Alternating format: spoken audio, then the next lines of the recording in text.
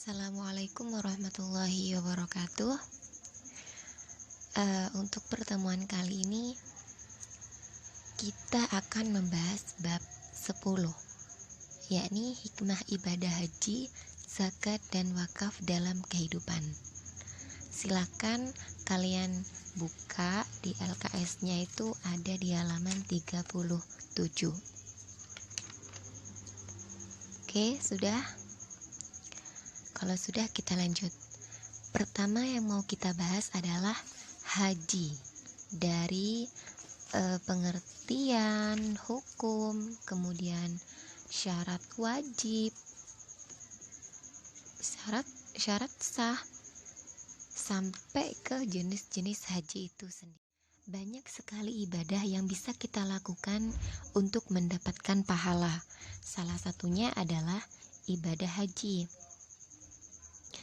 Ibadah haji merupakan ibadah yang paling baik.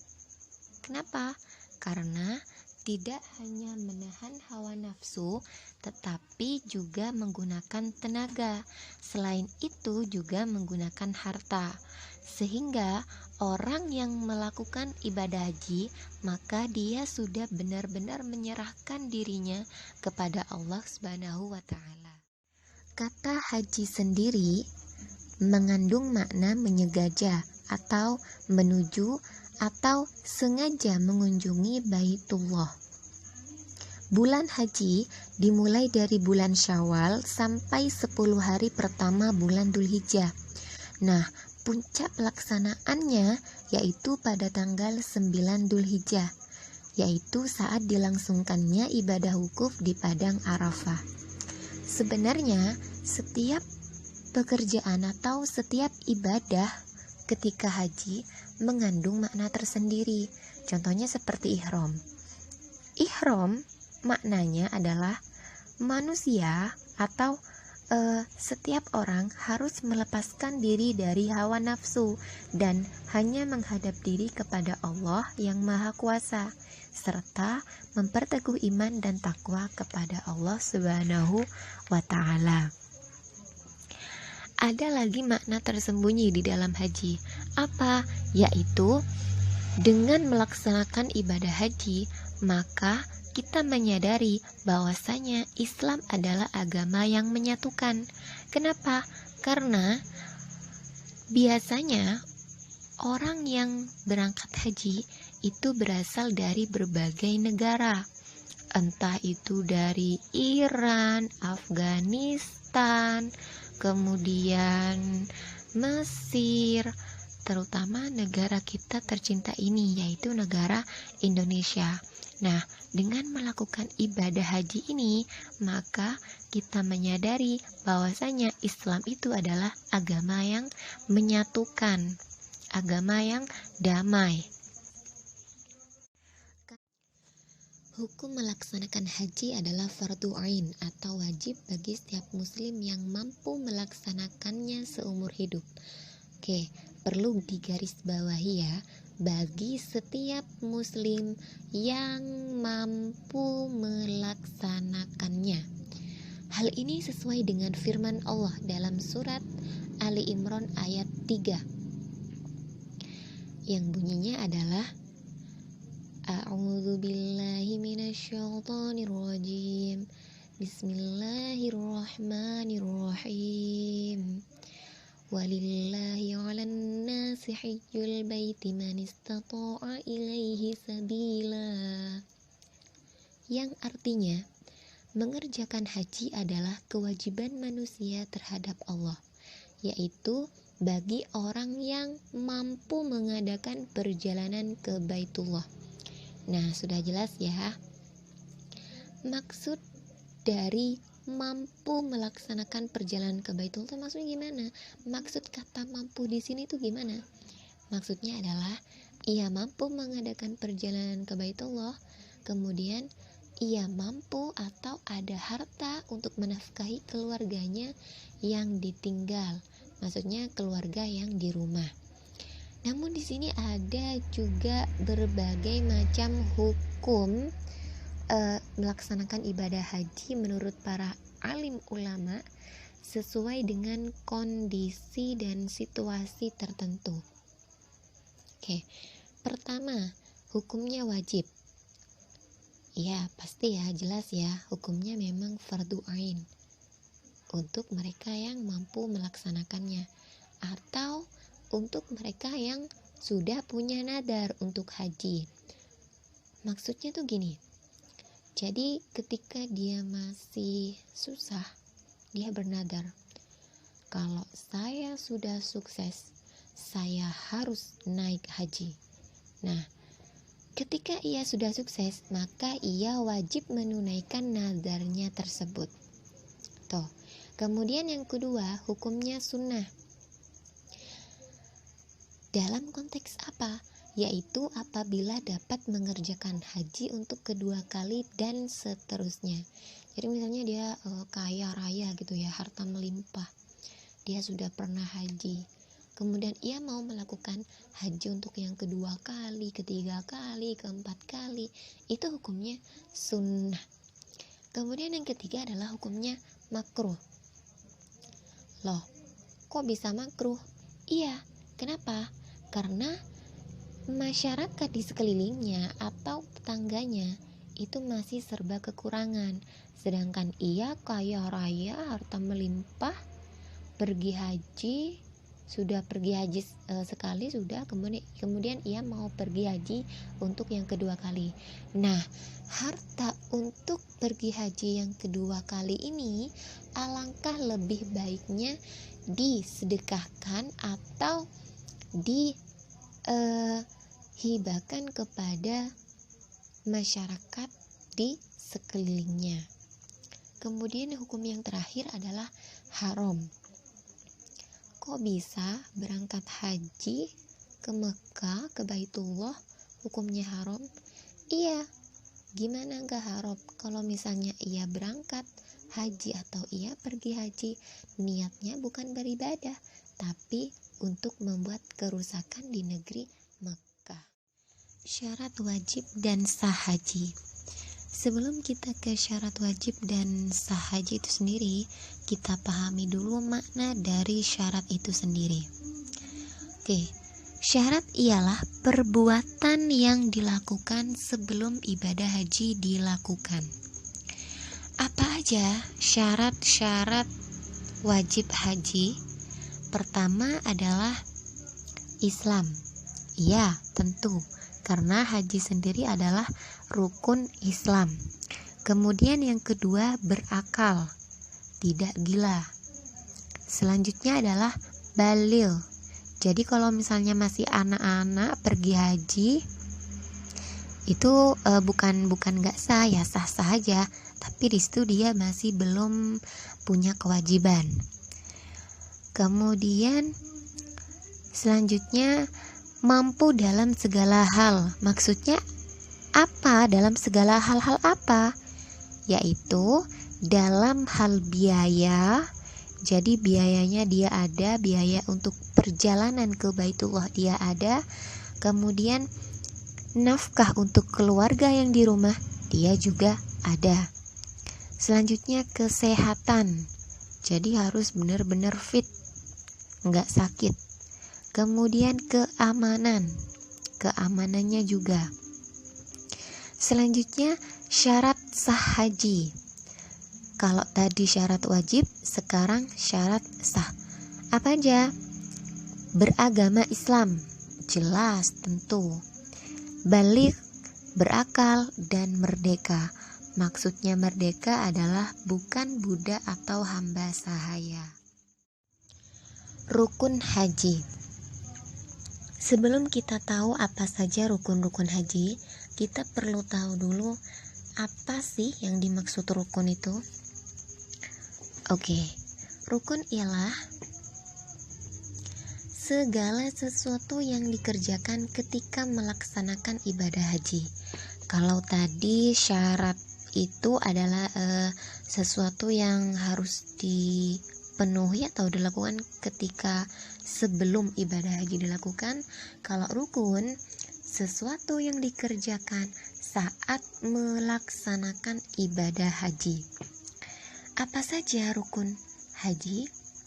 Pertama, ihram. Ihram ialah mengerjakan ibadah haji yang ditandai dengan mengenakan pakaian ihram berwarna putih. Untuk laki-laki terdiri atas 2 lembar kain dan tidak berjahit. Satu bagian untuk penutup pinggang ke bawah, maksudnya disarungkan, dan satu lagi untuk diselendangkan. Sedangkan untuk perempuan, pakaian ihram harus menutupi seluruh auratnya.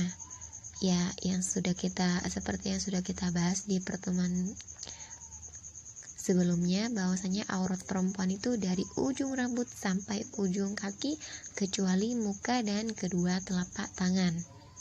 Kemudian membaca labbaik Allahumma labbaik, atau kalau di literasi lain itu membaca labbaik Allahumma hajjan atau labbaik Allahumma umratan.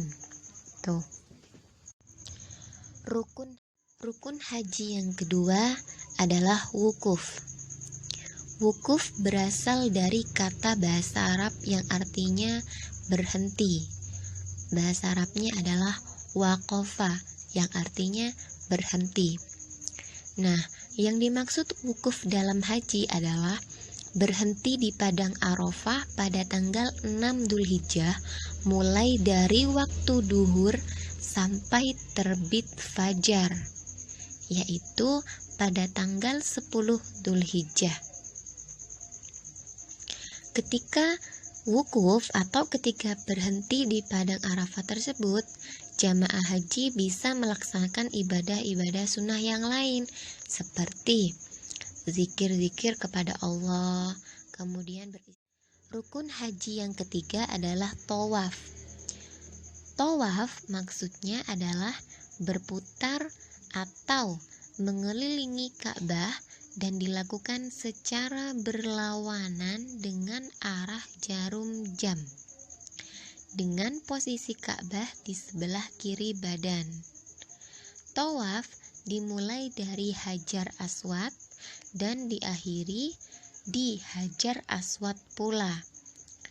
Dilakukan sebanyak 7 kali putaran. Syarat sah tawaf adalah niat. Harus ada niat. Kemudian menutup aurat. Selalu itu ya. Suci dari hadas. Kemudian dilakukan sebanyak 7 kali putaran.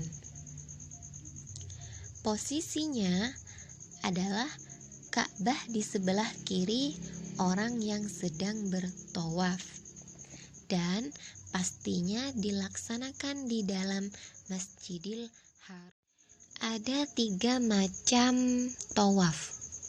Yang pertama adalah tawaf kudum. Apa itu tawaf kudum? Tawaf kudum sesuai dengan namanya, udum. Udum itu berasal dari bahasa Arab yang artinya adalah permulaan atau datang. Nah, yang dimaksud dari tawaf kudum adalah tawaf yang dilakukan ketika jamaah haji baru tiba di Makkah. Yang kedua adalah tawaf ifadah. Tawaf ifadah dilakukan pada hari kurban, yaitu setelah melontar atau melempar jumroh Aqobah. Ini adalah tawaf yang wajib dilakukan pada waktu haji. Apabila ditinggalkan, maka hajinya batal. Tawaf yang ketiga adalah tawaf wada. Sesuai dengan namanya, tawaf wada, yaitu tawaf yang dilakukan ketika perpisahan bagi jamaah yang akan meninggalkan Mekah. Rukun haji yang keempat yaitu sa'i. Sa'i ialah berlari-lari kecil antara Bukit Sofa dan Bukit Marwah sebanyak 7 kali, yang dimulai dari Bukit Sofa dan berakhir di Bukit Marwah.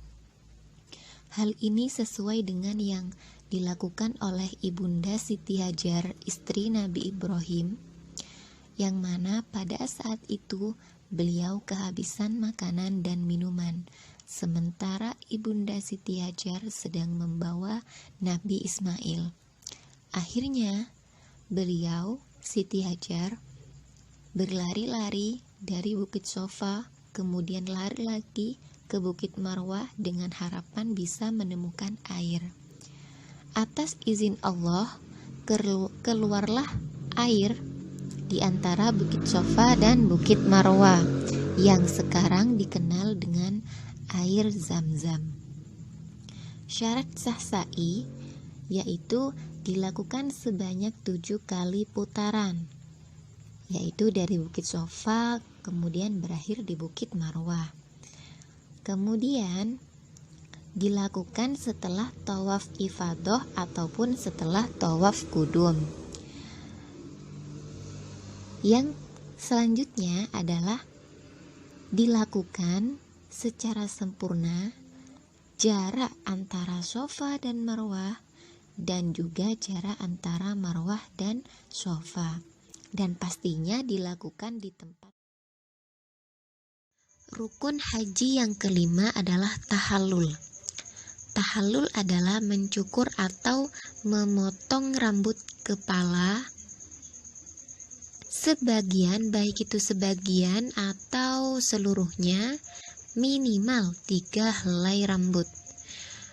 Tahallul ini dilakukan setelah melontar jumroh Aqobah, yaitu pada tanggal 10 Dzulhijjah yang disebut dengan tahallul awal. Nah, setelah jamaah melakukan tahallul awal, larangan haji kembali dibolehkan kecuali berhubungan suami istri.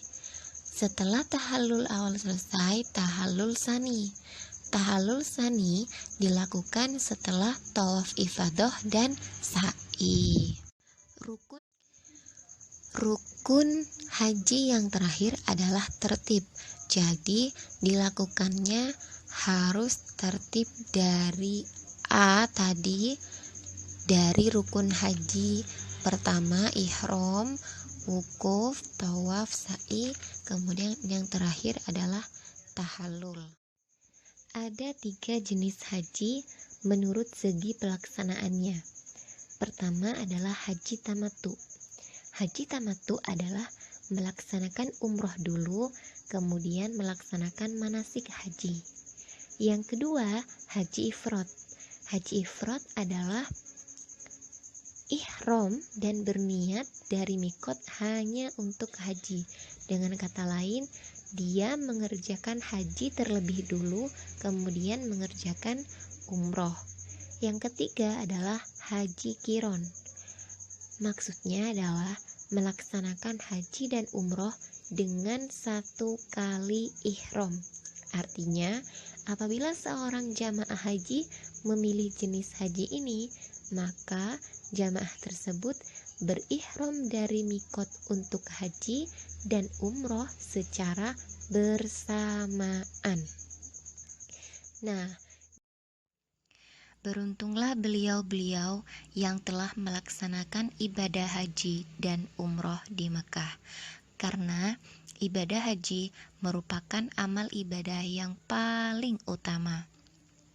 Selain itu, haji merupakan jihad dan penghapus dosa-dosa. Pahala bagi orang yang melakukan ibadah haji adalah surga. Semoga suatu hari nanti kita semua mampu melaksanakan ibadah haji dan umroh di Mekah. Amin. Jika ada yang kurang dipahami atau ada yang kurang dimengerti, silahkan tinggalkan komentar kalian di kolom komentar. Terima kasih atas perhatiannya. Wassalamualaikum warahmatullahi wabarakatuh.